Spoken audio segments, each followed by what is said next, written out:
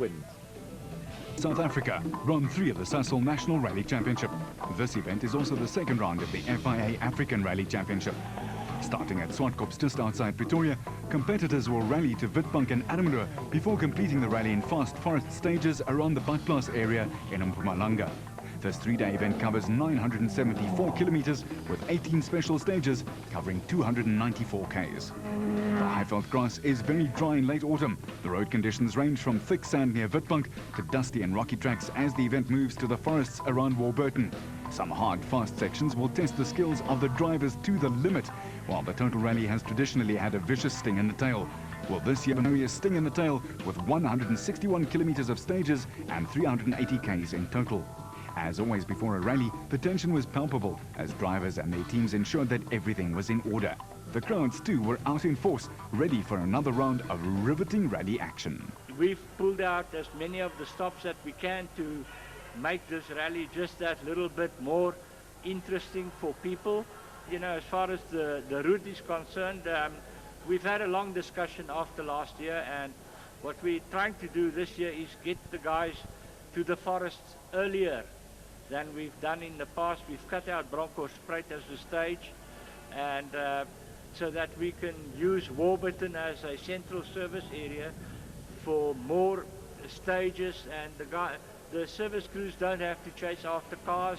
The public can get to spectator points very easily, and perhaps, you know, even at the end of the day, the guys will have, in spite of having rallied for 3 days nearly, they probably would have had quite a relaxing rally.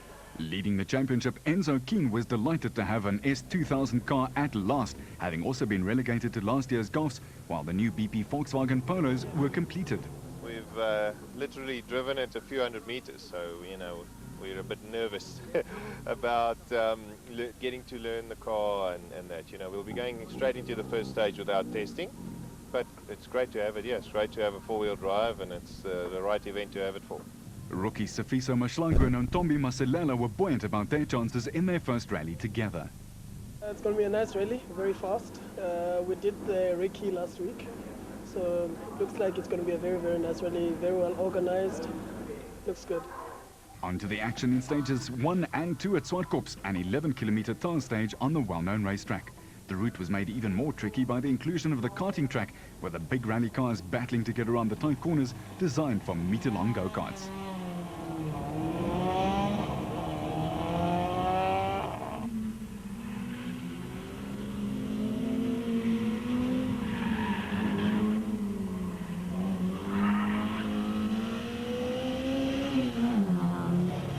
Johnny Gemmel and Marty Olivier immediately took control of the rally in their L&J plant Sasol Delight N4 Mitsubishi Lancer Evo 7, setting a scorching time of 6 minutes and 36 seconds.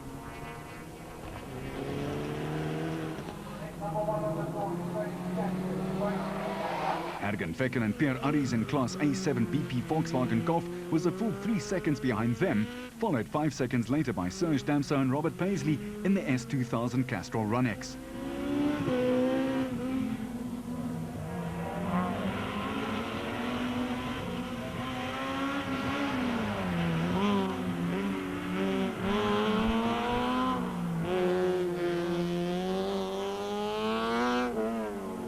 Debuting the S2000 BP Volkswagen Polo, Jannie Habig and Douglas Judd equaled the 6 minutes 44 seconds by Damso. Also in an S2000, Etienne Lawrence and Andre Vermeulen were 3 seconds behind in their total Run-X.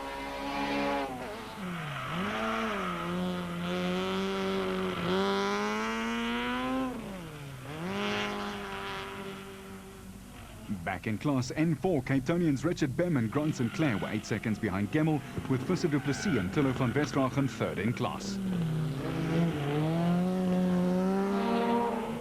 The tussle in A7 was shaping up nicely as Fecken was just 3 seconds ahead of current class champions JP Damso and Robert Frey in their team total Run-X, with ex-track star Charles Wilken losing 8 seconds with an overheating motor.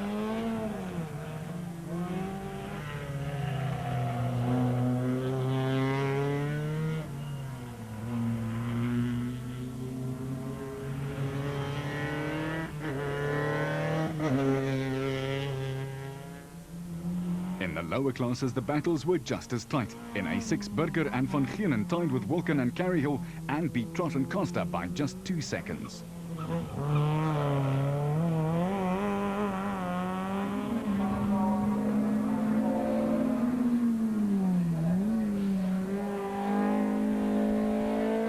In Class N3, competition was intense, with Claudio Piazzamuso and Janine Labuskaghni taking the lead in their Sasol Toyota Runex, being chased hard by Rodney Versace and Carolyn Swan, and Christopher and Patrick Yende, both in identical Team Total Runexes.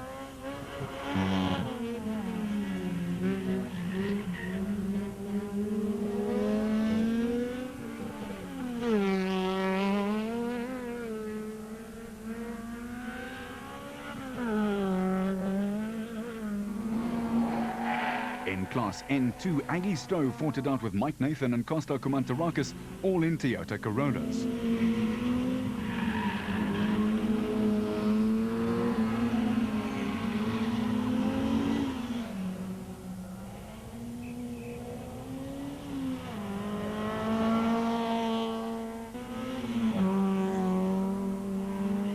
And in the smallest Class A5, newly returned Michael Houghton successfully took on Vuzi Mbanga and Sali de Toy.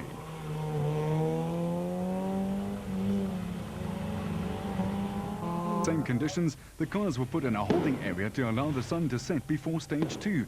This stage was a rerun of Stage 1. The major difference, of course, was that it was now pitch black. After a fireworks display celebrating the start of the rally, the teams were off yet again.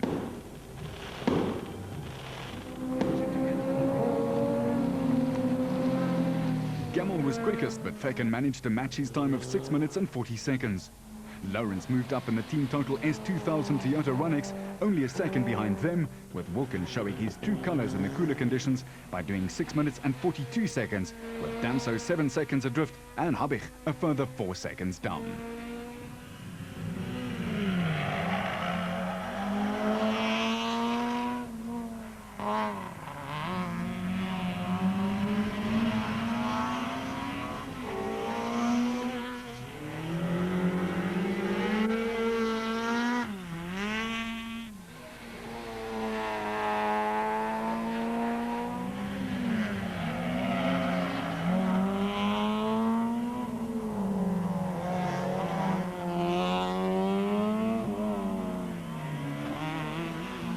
The battle lines were drawn in N4 with Fernando Rueda in his Sasol Mitsubishi Lancer Evo 8 matching Nicholas Ryan in his Bosel Subaru WRX STI.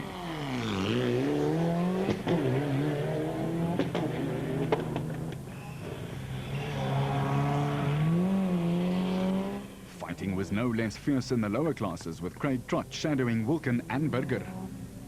The pace was just as frenetic in N3, with Piazzamuso using his track racing experience to go flat out, leaving Versace and De Wit behind. So, to confirm the results for you after Stage 1 and Stage 2, Gemmell and Olivier in their Mitsubishi Lancer enjoying a 3-second buffer over Fecken and Aries, and Lawrence and Vermeulen had in turn 9 seconds to spare over the next group. The class leaders after stages 1 and 2, and in A5 it was Houghton and Doherty in their Motorola Toyota Taz, and N2 De Toy and Vermaak in their McCarthy Toyota Corolla.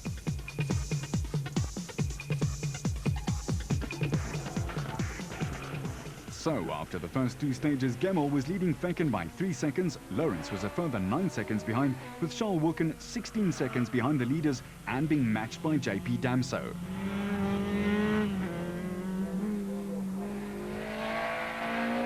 Rueda was less than ecstatic about their performance on the Zwartkops Raceway. From the first stage, we lost a minute and a half. And now we just got to push all the way. You know, there's no way we can sit back and see what's going to happen. Yeah, it was just a confusion inside the car, and I thought, let's go in. And Martin said, no, one more. And they had a problem with the autos, and we did one lap too many. It's funny, if navigator makes a mistake, it's always a big mistake. If we as drivers make a mistake, well, that's rallying, you know. So as cross as I was, you know, it happened. Well, now I just got to scare him. I will scare him all the way to the finish for what he did to me yesterday. As for Botha, he was willing to fight to regain their losses. Now it has to be flat out, yeah. We're still trying to settle in at the moment. These stages are not very nice because they're very square block things. So we hope it's going to get better as we go along. further into the forest stages. We're off to pay the rent, but you join us again after heading towards Witbank for the start of 9 stages to be completed before day's end. From there, participants would head out to Ermelo and Lothair before ending the day at Warburton, a whopping 570 kilometers later. Special stages this day would total some 111 Ks. Altogether, 6 teams from neighbouring countries have entered the second round of the FIA African Rally Championship. South African competitors in qualifying cars will score points towards the African and the SA Rally Championship.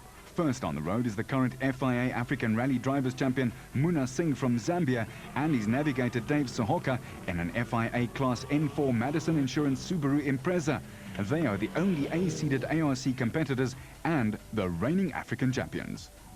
Stage 3, Dam, just outside Witbank, was short at under 10 kilometers, but with no service allowed before Stage 4, also 10 Ks, it was essential not to do anything rash this early in the event. These stages were extremely dusty and loose, testing the driver's skill to the limits. Proving that the first 2 stages were not just luck, Gemmel set the fastest time once more. Lawrence, however, matched his time, and Damso was only 1 second off the stage-winning pace. The 2 Subarus of Ryan and Duplessis completed the top 5, showing that nobody was willing to allow the other teams any advantage.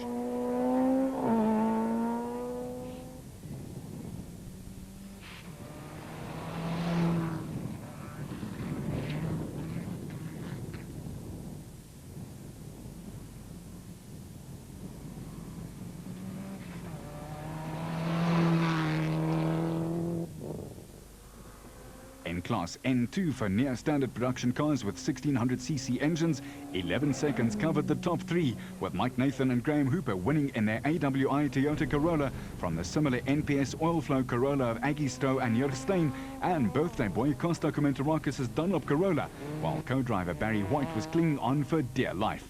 In A7, which are 2-litre modified cars, JP Damso beat Flecken by just 4 seconds, with Wilkins showing he was getting to grips with his new car on the gravel.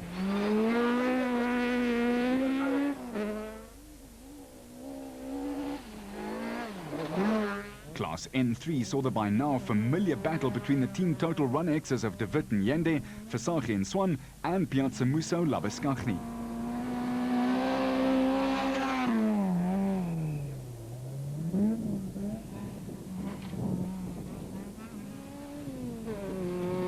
After stage 3 then, the top 5 were Johnny Gemmel and Marty Olivier. Etienne Lawrence and Andre Vermeulen were just a matter of 12 seconds further back, followed by Damso and Paisley, Fecken and Aries, and Jan Habbig and Douglas Judd. And the top runners in the classes, Etienne Lawrence and Vermeulen, who clocked 20 minutes and 31 seconds. Then it was Gemmel and Olivier, followed by Claudio Piazzamuso and Janine Labeskagni. In the other classes, A6, for instance, Craig Trott and John Costa were going superbly well, and then there was Bryn Doherty and Michael Houghton in A5, who were cruising along very nicely as well, thank you very much. On these championship rallies, there's always drama, and believe it or not, stage 4 finally saw the start of it. Serge Damso took a big 5-second bite out of Johnny Gemmel's lead, while Lawrence was sandwiched between the 2 N4 cars of Gemmel ahead and Ryan chasing as hard as he could behind him.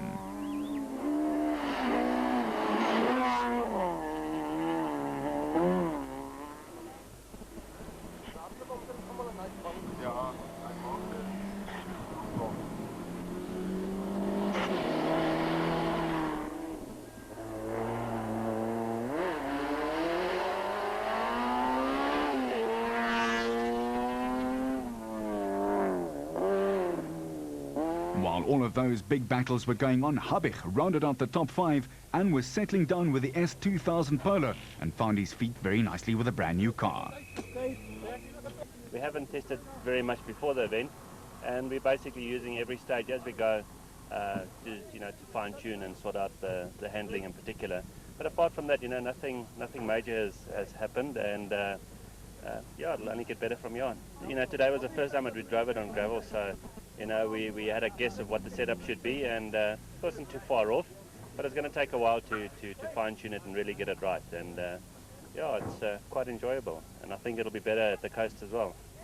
All was not well in the Gemmel camp. He tells Rueda what's wrong. The front shock's bugged. I had service and all that there, and Let's see, 2 stages. At the service park after stage 4, bad news awaited the Mitsubishi fans. Gemmel's car was on the trailer. With no spare front shock absorbers in the service van, he tried to borrow a spare from the other teams. But with a long, hard rally ahead, none were actually willing to let theirs go in case they needed them themselves. Gemmel's crew carry on with the service in the hope that he can continue, but their rally is run. In Class A5, Michael Houghton and Bryn Doherty continued where they left off in Cape Town, driving away from the other A5 competitors. Gugu Zulu and Llewellyn Fourie in their BP Volkswagen Chico lost 13 seconds to them in this stage alone, and Dolf Coetzee and Bram Hatting were a further second behind. Luckily, Coetzee wasn't put off by the fan, keeping abreast of the action. And in the A6, Trott was showing why he loved dirt tracks, taking 18 seconds off Vaughan and 22 off Burger, who is not amused as Witbank is virtually in his own backyard.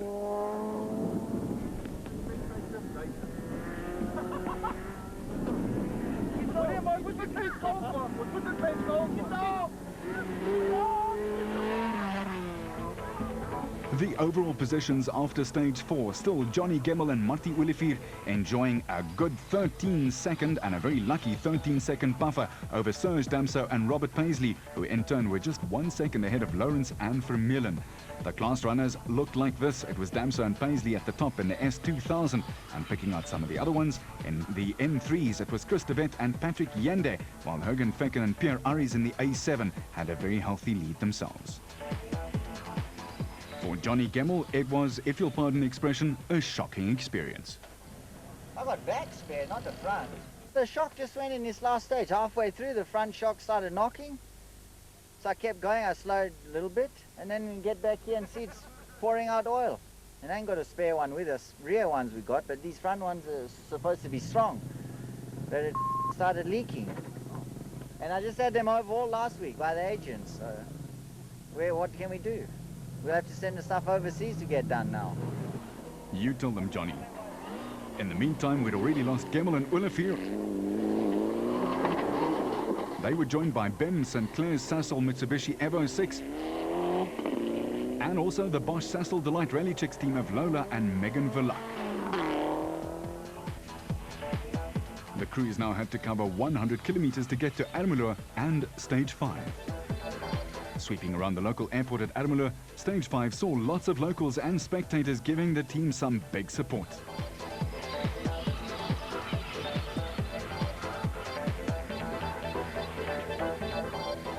Serge Damso and Robert Paisley in the S2000 Castrol Toyota Runnix had taken over the lead. Second in an S2000 Team Total Toyota Runnix were Etienne Lawrence and Andre Vermeulen, who were trading the leaders. Lawrence was experiencing an engine misfire as well as a dodgy gearbox when the car finally arrived at the service park in Ermelo.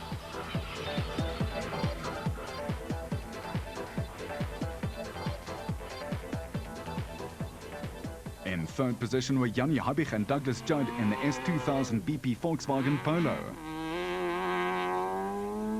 And it was significant that 3 of the brand new FIA Class S2000 cars running for the first time this year were leading the event at this stage. In Class N2, the fight was swinging towards Nathan, with Kumantarakis and Stowe losing precious seconds every stage.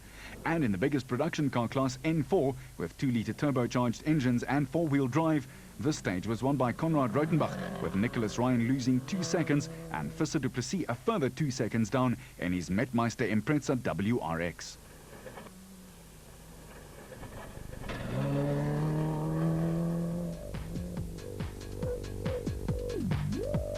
So after stage 5, it was down to just 5 seconds, which separated Damso and Paisley and Lawrence and Vermeulen. Habich and Judd were a further 24 seconds down. And the class standings after stage 5, Nicholas Ryan and Skalk van Heerden going well in the N4 class, while Michael Nathan and Graham Hooper in the N2s had clocked a very solid time as well. Craig Trott and John Costa were up in front in the A6s. The BP Volkswagen Polo S2000 of Enzo Keen and Guy Hodgson broke a gearbox casing at the start of stage 5, and the crew was unable to continue with the rally. Pity, I mean, we were leading the championship. We would have obviously liked to finish this event, and apart from that, we needed time in the car. We had a major part failure at the start of stage 5. The gearbox housing disintegrated, and all the oil came out the gearbox. So, you know, we can't destroy the car by trying to get it here, and to change that specific part would take much longer than we actually have service time here. So we're basically out of the event, and I think we'll revert back to the workshop and the testing, and I'm just happy that the time I did in the car, it proved very reliable and very effective. You know, the car is fast.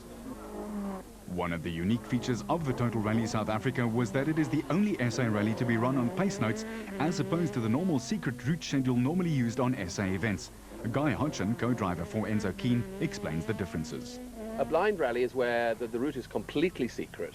The navigator and driver have no knowledge of it whatsoever before the rally starts. The navigator is given a book, and the book contains many hundreds often of pages of diagrams of all the junctions that we have to follow. In other words, you start the stage, we're 6.2 kilometers into the special stage, and on a blind rally I would call the driver into this T-junction left. Then 240 meters later we have to go sort of kink left and right around a pole and rocks. Then 140 meters later, fork right around rocks and keep to the right. 340 meters later, a medium right bend over a crossroads with a caution. Then 200 meters later, turn off, hairpin left. So you can see there's 1, 2, 3, 4, 5 instructions over 1 kilometer. Whereas a pace note rally is where we are allowed to go and look at the road prior to the rally, and we make very detailed description of the road. If we compare pace notes to the tulip diagrams, so it's turn slow left, into fast right, 150 meters, kink left and right around rocks, 30 meters into a flat jump, and fork right, into medium left, easy right, 250, fast right around rocks, 150, and then crest is immediately turn hairpin left. So you can see that where we had 5 instructions under the tulip diagram, at least 20 instructions. Much more detail, much more accuracy. The results of pace notes are much higher speeds, but also it's much safer, because the driver, the navigator can give all the details to the driver so he can drive faster but more safely. And this is what other competitors think of pace notes. It definitely makes a navigator work a lot harder, and it definitely, you form a bit of a stronger bond between, because if he says what he says, you must drive accordingly.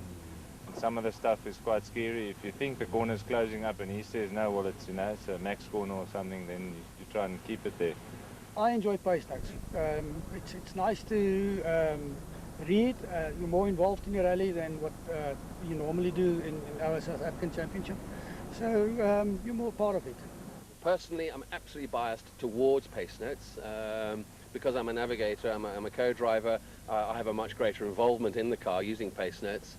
But we've got to be very careful. South Africa is a very large country, and you can't expect privateers to go to a Cape Town rally for a week, and they go to Durban for a week to do pace notes and do practices.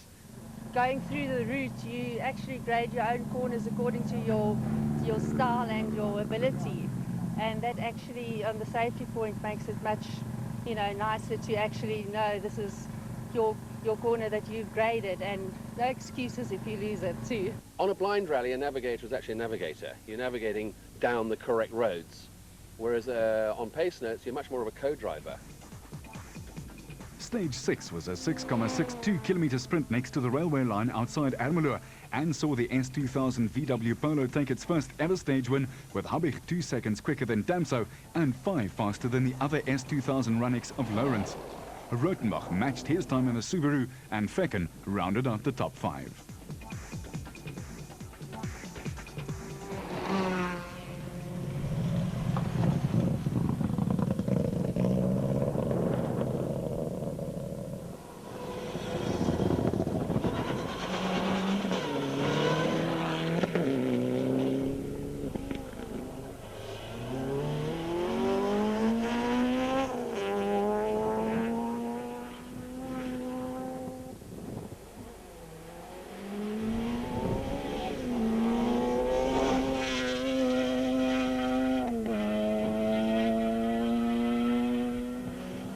The A7 fight too was raging as Fecken took his beefy golf to a 1-second win, with the Castrol and Total Toyotas of Wilken and Damso respectively setting the same time.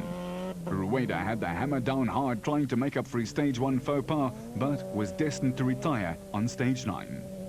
In Class A5, Gugu Zulu in his first rally of the year was finding his feet and just 1 second slower than Houghton too. Dolf Coetzee, the current Class A5 champion, was making inroads as well after a very slow start.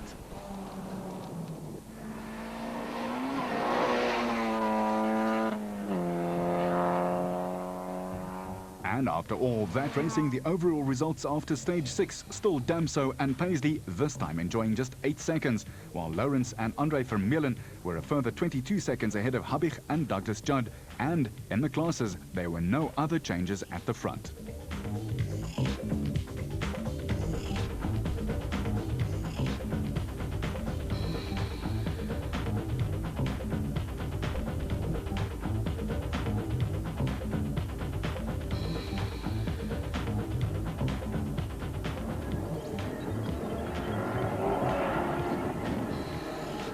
And there's more bone-jolting action right here. After this, 11 and 14 kilometers respectively were run on the Dolderia estate just outside Lothair.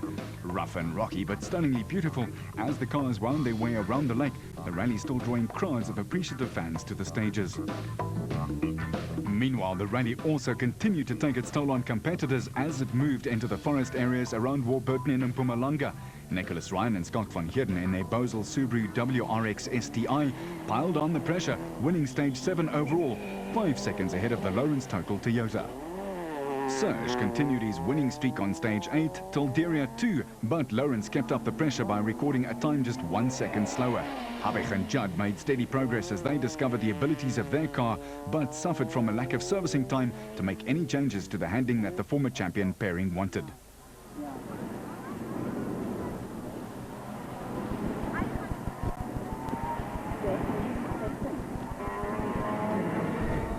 Fecken still held sway in Class A7, with Wilken and Houghton holding a watching brief.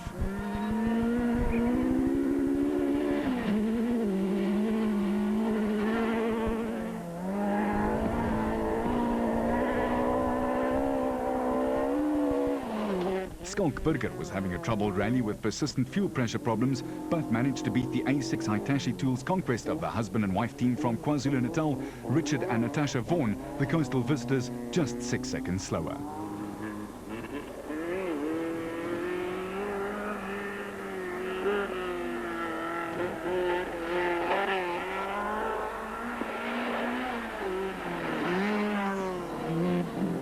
Rotenbach won Class N4 on stage 8 as he staked his claim on the class lead some 11 seconds quicker than Visser du Plessis.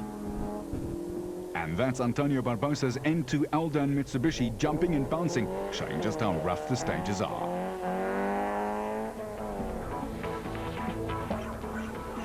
The positions after stages 7 and 8, still Damso and Paisley at the top, but just 2 seconds separating them from Etienne Lawrence and Andre Vermeulen. And the classes reflected the latest retirements. It was Visser du Plessis and Tillo van Westragen in N4, Rodney Versage and Carolyn Swan in N3, and Hooper and Nathan in the N2 class.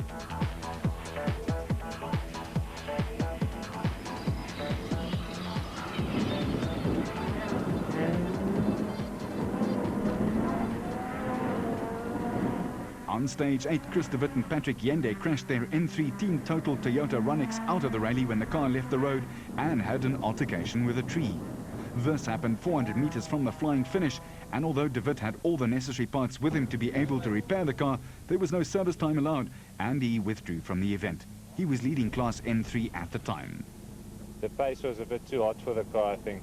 No, we had a bit of a cushion on the other N3 Oaks, but we were still trying to keep a good pace, and everything felt good. We were going nicely, but a few jumps on top of each other was just a bit too fast. We were just a bit too fast there, and the car launched a bit and went off the road and stopped in the trees. We were about 30 seconds ahead of the second N3 Oak. If you go too slow, you're behind. If you're too fast, you crash, so you must try and get that balance.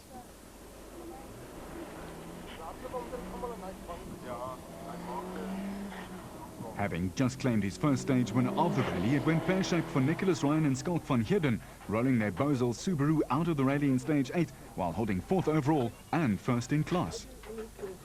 It was a sweep right into sweep left and clipped inside of a log sticking out on the road, and it clipped the car up on the right-hand side and then just kept on going. The ball joint broke, and then from there we went over. Altogether, 58 of the original 59 entries in the total rally restarted this morning from the Swartkops Raceway. After stage 7, 46 cars were still running, but that number has since been reduced to 44.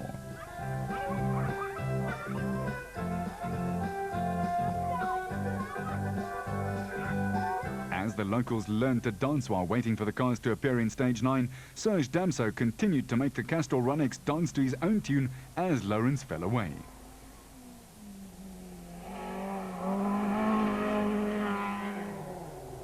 Habich and Fecken continued to fly the Volkswagen flag as Wilken hung on gamely to second in Class A7.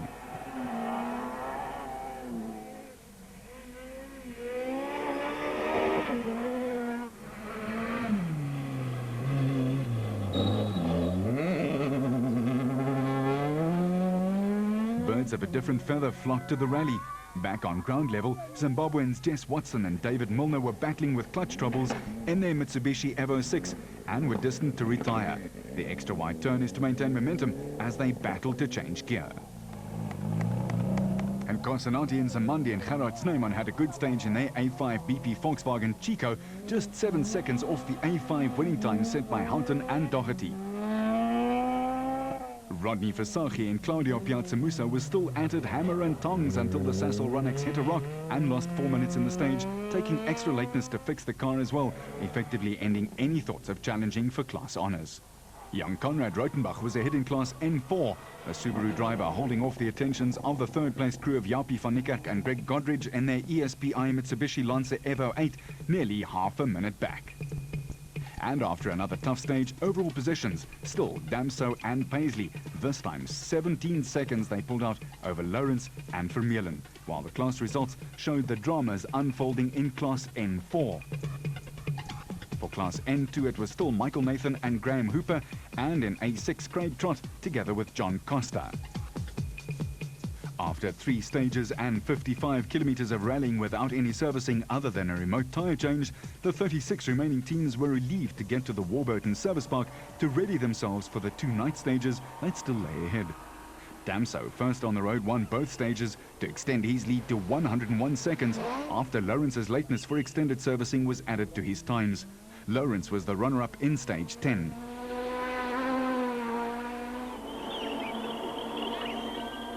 Habich, having endured what he described as a Cartoon Network stage, wasn't to be outdone, bouncing back from a comedy of new car mishaps in the previous stage to claim the runner-up honours in Friday's final stage.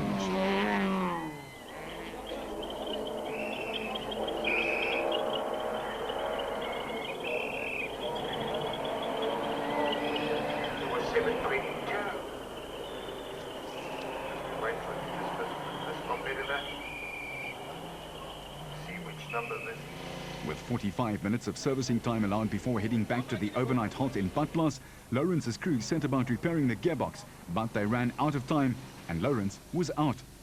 Other teams used the time available to ready their cars for day 3. After 111 kilometers of hard rallying and another 161 to go, the overall results looked like that. While the class leaders looked fairly secure.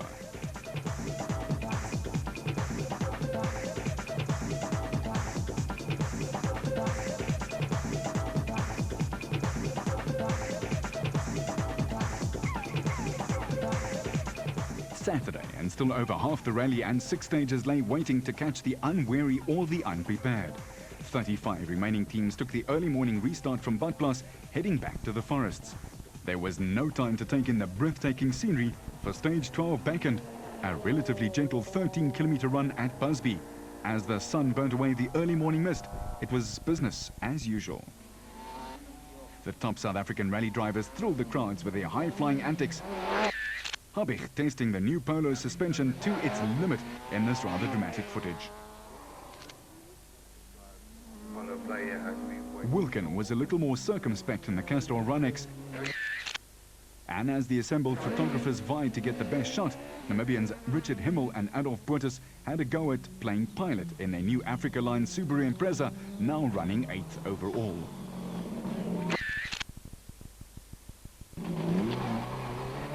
They were all put to shame by the aeronautical display put on by the champion of Africa, Muna Singh and David Sohoka, in their Madison Subaru Impreza, easily outflying everyone else.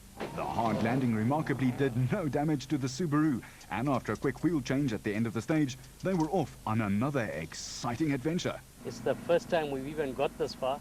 Been here 3 times and haven't finished. So just glad to even be in the second day, never mind finishing. Very nice to see somebody like Rottenbach, a young boy in a good car, a lot of talent out there. He's doing quite well. The rest of Africa is a bit slower than this, a bit rougher, longer stages, a lot more demanding on the cars than really the driving. I think South Africa have the fastest drivers in Africa. And some perhaps a bit too fast. Fisser du Plessis a little more cautious over the jump after his car-breaking jump just the previous day. We landed on the nose, bent the whole nose, closed the exhaust pipe and it started leaking, it burst, so we didn't get pressure through the turbo. So in the last 3 stages, last night we lost a minute a stage. On the night stages, when we put our lights on, the lights went straight up to the trees because of the bent nose. So it had a cumulative effect, unfortunately. Going into stage 9, we were on equal time overall with Konrad Rottenbach, and we were ahead of Vergen. We're 3 minutes behind them now. After last night, I was ready to take up squash. And squash is a little safer, hey? So with 5 stages to go, the overall positions had a new Class A7 leader. It was indeed Wilken and Houghton, who had a 4 minute and 46 seconds buffer of enjoyment over the next car. And the leaders after stage 12 in all the other classes, it was Rottenbach and Marsh in N4, and Craig Trott and John Costa in A6 still going well, and the same could be said for Gugulethu Zulu and Llewellyn Fourie in the A5 class. And after all that high-flying action, we need to make some money to pay the repair bills. Fan has at his disposal is about to be unleashed over the 29-kilometer rerun of the Busby stage. Jan Habbig and Douglas Judd gave the S2000 BP Polo another stage win, 7 seconds ahead of the overnight N4 leader Konrad Rottenbach, who moves up into 3rd overall, while Damso was 6 seconds slower than the Zimbabwean.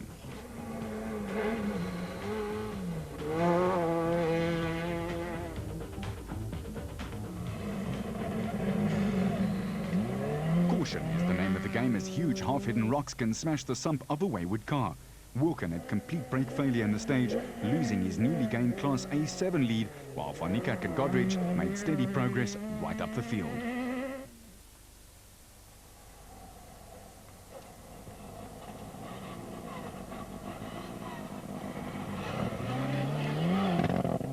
Barry Grobler and Mike Burrows were enjoying their first outing in their new Sasol Delight X-Works Volkswagen Golf, now up into the top 10 overall, while du Plessis, thanks to using Nicholas Ryans' car as a spare parts bin to repair his own, was back up to speed in his own Subaru. Singh continued as the leading African competitor, while lower down the order it was business as usual for Houghton and the A5 Motorola Taz, after losing a minute in stage 12 earlier in the day after going off-road. Sali de Toy and Gert van Rensburg were 3rd in class, just 40 seconds adrift of Houghton, while Dolf Coetzee battled on in his A5 Taz. With mileage rapidly running out, the overall positions were Serge Damso and Robert Paisley right up at the top there, and their advantage stretching to 1 minute and 50 seconds. While the classes retained their familiar look, except for an A5, where Michael Houghton and Bryn Doherty replaced Zulu and Fourie at the top of the board.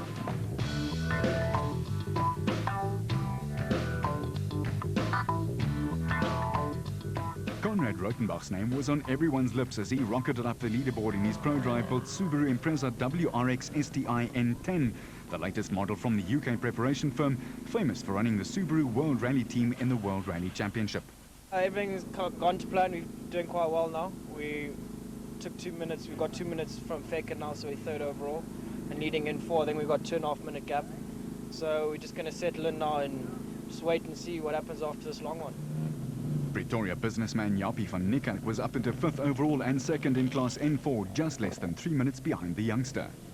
think the challenge is just to keep it on the road now and not to make the mistakes. Go as fast as what you can. Let's just keep it on the road. The stage that everyone was dreading, the 60-kilometer-long Jayceval Forest stage, was next in line for the 33 runners remaining. That number was sure to drop.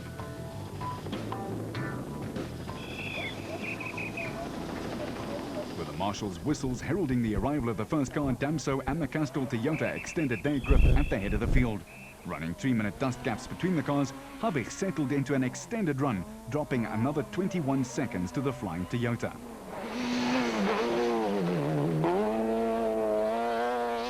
Fecken was holding on to a comfortable Class A7 lead and the last podium position up for grabs, while Wilken did his best to hang on to the flying Fecken.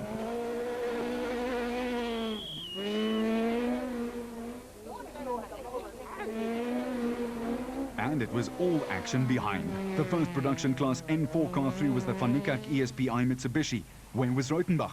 Himmel followed in his Namibian Subaru, setting the fastest Class N4 time, 41 seconds faster than Van Niekerk.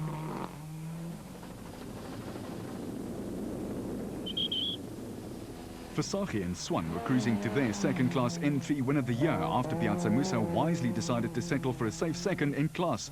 Cape Townians Mike Nathan and Graham Hooper held a comfortable Class N2 lead, some 6 minutes ahead of their nearest rivals, Etienne de Toy, in a similar Corolla. Houghton's lead was down to 9 seconds in Class A5, Gugu Zulu closing in on the Taz.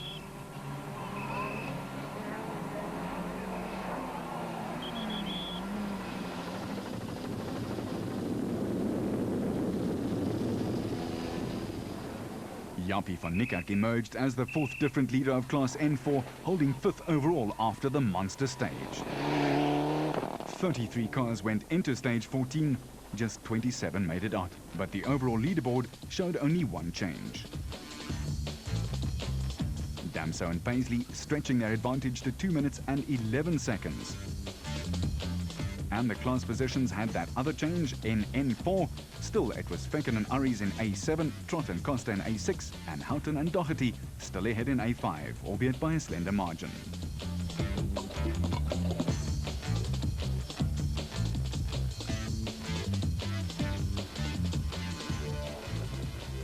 Rautenbach was out. He explains what happened. This last stage, 10Ks in, we had a gearbox problem. It's quite a shame. We weren't pushing hard the whole rally, taking it easy, and now this happens. So it's just one of those things in rallying, I guess. Visser du Plessis cruised through the stage, and no, he's not taking a shortcut, but staying out of everyone's way. His race was run. Perfectly paced, smooth, can't control everything. Looking forward maybe to take a minute off the guys ahead of us. Literally going excellent, and then when we geared down to go to a medium right, everything just locked up. And something in the gearbox went seriously wrong. Then we had 4th gear only, and then that stripped, and then I managed to get first. And we've also got reversed, and that's it. So for the last 25 Ks, we've been driving at a steady pace in 1st gear. That's the unfortunate thing about rallying. You never know what's going to happen. Sali de Toy and Gert van Rensburg rolled their president panel beaters Taz, but got to service. Well, we went into a fast right too quickly. We tapped the inner eye, flipped us over, and we battled about for a couple of, I think maybe 15 or 20 minutes to get the car back onto the wheels. Sadly, the car overheated, and their rally was about to end.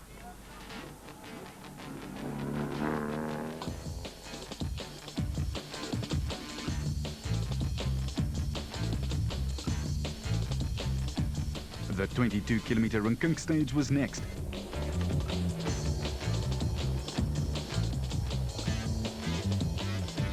Dusty, loose and rough with rocks embedded in the road surface to trap the unwary or careless. But neither applies to Jannie Habig, still gaining experience with a new Polo, which he put to good use, winning the stage by 11 seconds from the rally leader.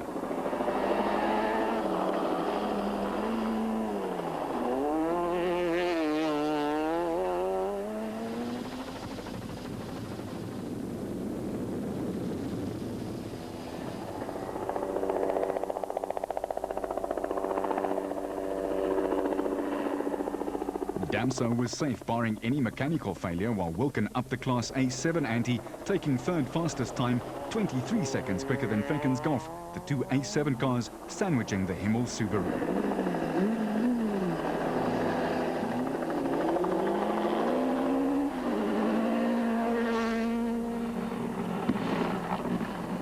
With a glorious smell of victory in their nostrils, Himmel and Boetus won Class N4 on stage 15, but still lagged nearly 2 minutes behind Van Niekerk. Used to the endurance nature of African Championship rallies, Singh was quietly creeping up the leaderboard, now third in Class N4. Muna Singh is the nephew of the 8 times African rally champion, Satwant, the Biturban driver, a familiar face on the Total Rally South Africa over the years.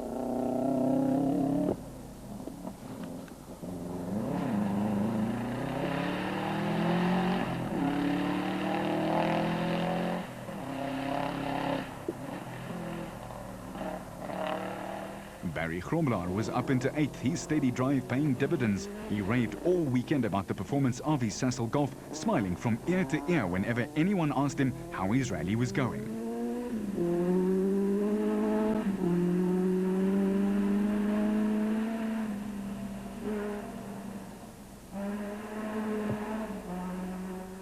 The top car BMW of Cliff Blackman and Johan Claassen, desperate to finish their first rally of the year, was solidly running 7th overall.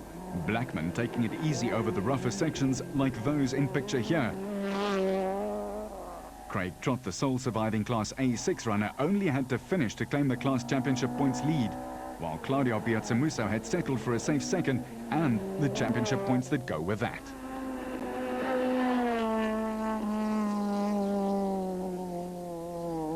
Tony Ball and Alec Harris were enduring a rally straight from hell, suffering all sorts of mechanical problems, but they persevered and were holding 4th in Class A7.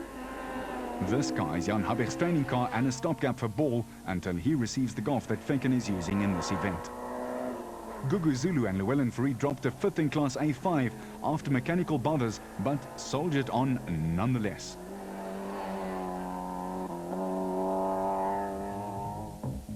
With just 3 stages remaining, the overall order was Serge Damso and Robert Paisley. They had a gap of exactly 2 minutes over Jan Habich and Douglas Judd, and Hogan Fekken and Pierre Arries was 6:50 down. While the class positions remained unchanged, but that was about to change.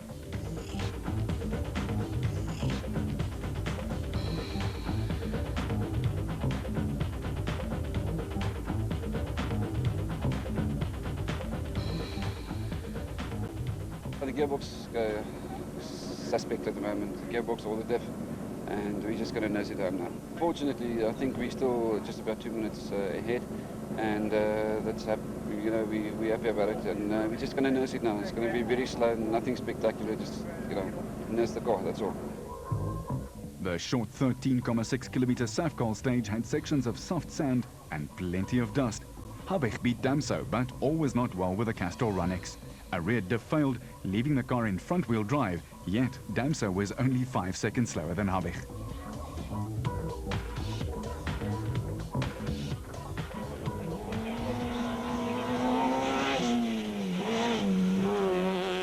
However, both Super 2000 cars were upstaged by the flying Fekken, who won the stage with a time 15 seconds faster than Habich.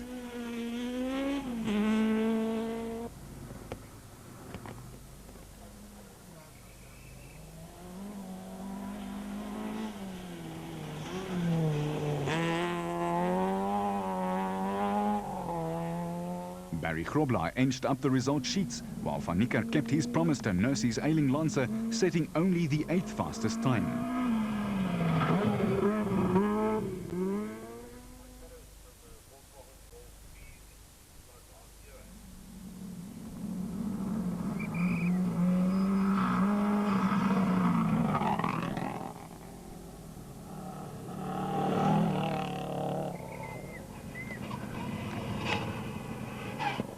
Houghton continued his domination of Class A5, more than 2 minutes ahead of Nzimandi and 12 minutes ahead of Gugu Zulu on overall times. Piazzamuso was in cruise mode, still with the finish in mind, leaving the N3 class leader Rodney Versaghi and Carolyn Swan to switch into safe mode as well.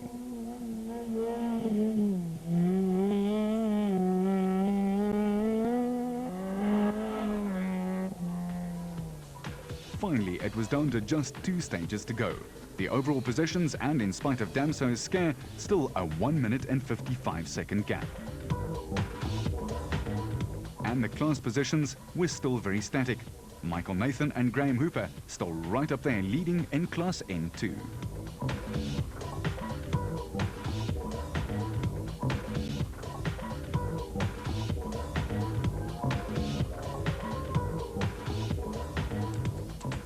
Damso was a worried man as he came into the final service before the last pair of stages. The dented left doors from the Almelo service, where a competitor helped Paisley to close his door. We have got a diff problem, so we've been running on front wheel drive. So that's been a bit of a problem at the moment. So we're going to change the diff quickly, and we hope we can get it sorted out for the last 2 stages. The Toyota team had never performed a repair on the French-built Sadef differentials before, and with just 20 minutes of service time allowed, it was touch and go. And Damso incurred 6 minutes of lateness and a 1-minute penalty. Over in the rival Volkswagen service area, a visibly unhappy Jan Habich was having various bits put back on his car.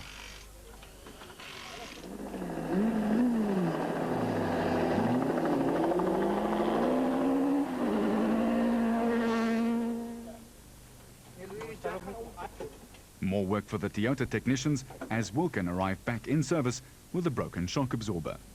The last stage we saw that the right rear shock was broken, and so we had to do another stage without service. So we lost about a minute in that stage, and hopefully they can fix it now so we can get to the end. And that end was just 2 stages and 23 kilometers to go to the end of the Total Rally South Africa. Damso was back in business, all 4 wheels powering the Runex along at a fair lick, and enough to win his 8th stage of the rally. Habich was 3rd fastest, dropping another 11 seconds to Damso, while Feken popped up in 2nd on the stage times. Wilken was also back in action, consolidating 4th overall, while the Namibians Richard Himmel and Adolf Boertes found themselves in 5th place overall, and in the lead of Class N4. Van Nickert was out, Cruelly, with just 17 kilometers of the rally to run. Grobelaar was elevated to 6th overall, his best result in a couple of seasons, while just behind them, Blackman was within sight of his first finish of the year, in spite of a scare in the previous stage. Munna Singh was on his way to his 2nd runner-up result in the African Championship this year, giving him the series lead. Trott was unhurried en route to the Class A6 win, with Fasaghi enjoying himself in the lead of Class N3. The final stage was Damso's 9th, half the rally falling to the current drivers and co-drivers championship pairing. 21 teams made it to the butt blast finish to take their well-deserved places on the podium.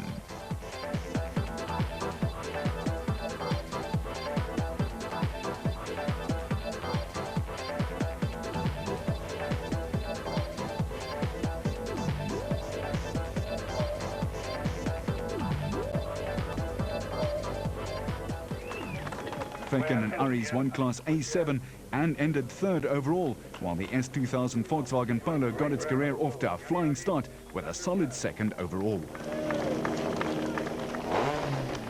Serge Damso and Robert Paisley won their 3rd consecutive Total Rally South Africa, Damso opening up his career wins tally to 68. And then 2nd overall, Gani Abik and Douglas Jones.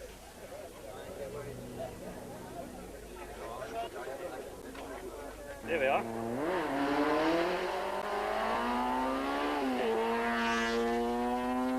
We had a couple of niggly problems right at the end, power steering problem, and then the brake master cylinders fell off, so we tied it on with tie straps. But apart from that, yeah, the car went pretty well, and I think under the circumstances, we're quite happy with the performance, and I think there's a lot of potential to still come out of it, and yeah, I think for the next event we'll be there.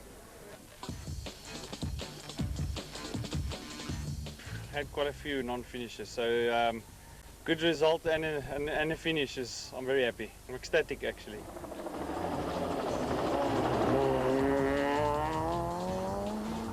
It was a long event, and the pace was, some places we had to go and we had to set, a pace sometime, and then all of a sudden there's people putting some good times. Etienne had some good times, so we had to watch all the time what was happening. It's a pity that he fell out because I think it would have been nice to see him also at the finish. They are on the pace definitely, and I think they've got a lot more potential there. So we've got a bit of work to do too. So I'm sure by the Sasol it could be quite a big improvement. You can't plan for something like that. It just happens. What we do is to plan ahead, what we want to achieve in a rally, and in the end it just worked out. We know that the long stage, the 60-kilometer stage, would be a problem, and so we also attack that stage at with a specific plan. And what we thought happened, we did a very good time on the stage, and some of the guys fell out. All class-winning cars are checked and 3 were found to have technical irregularities. Mike Nathan had a disconnected anti-roll bar, but the stewards accepted his explanation that it broke during the event and levied a 20-minute time penalty and a 1,000 Rand fine on the Cape Town driver. This dropped Nathan from 12th overall to 18th and first in class N2 to second in class. The young Polokwane newcomer Craig Baragwanath and